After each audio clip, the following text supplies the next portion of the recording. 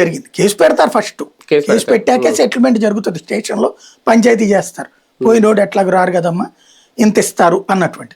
ఇది సహజసిద్ధంగా జరిగే సంఘటన.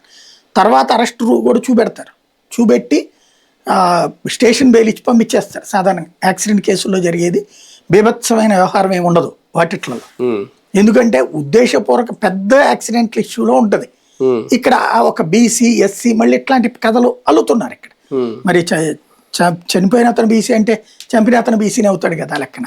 ఇప్పుడు మన నాగరాజు ఇష్యూలో ఎట్లా ఉంది, అక్కడేం సాయి కృష్ణ చంపడం తప్పులేదు, ఇక్కడ యాక్సిడెంట్ జరిగితే కూడా బీభత్సమైన నేరం.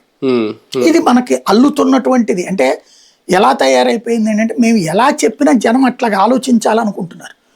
అలా ఆలోచిస్తారని నేను అనుకోను. ఇప్పుడు సిదిరప్పల రాజేమి జనాలందరినీ దోచుకు తినే రకమైతే కనుక అటువైపులో ఆలోచిస్తారు. వాళ్ళ అబ్బాయి ఇప్పుడు అతను ఎవరు రీసెంట్గానే ఇంకొక ఎమ్మెల్యే కొడుకు, ఇక్కడ తెలుగుదేశం ఎమ్మెల్యే కొడుకు యాక్సిడెంట్ చేశాడు, కేసే లేదు. అట్లాంటి 3-4 ఇన్సిడెంట్స్ కూటమి నాయకులకు సంబంధించినవి ఉన్నాయి. వాటిట్లో కేసు అవ్వట్లేదు, కాంప్రమైజ్ చేస్తున్నారు.